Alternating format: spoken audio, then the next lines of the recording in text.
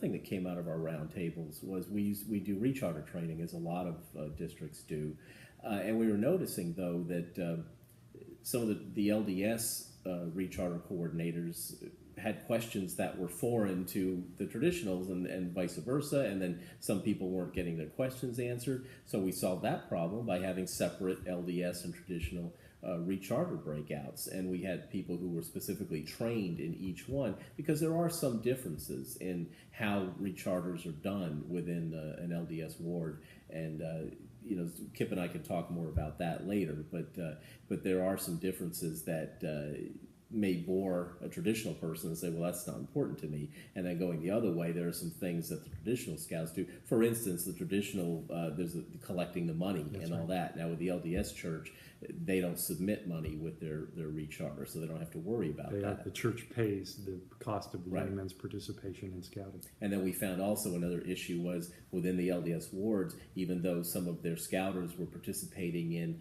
you know, a pack and a team, you know, and a crew, they weren't listing themselves as multiples. That's right. So that meant that the church was going to be paying multiple times instead of having them properly listed as a primary and then multiples in other units. So we would help catch that, but we had to know that that was an issue and educate on that. And so we found in subsequent years that everyone's categorized better, and so there's not as much of that overcharge, if you will. So just this, the LDS Church has a deep history around its young men's program, the deep language that it uses. A lot of it has developed with scouting, but there's some aspects that are doctrinally even precede that.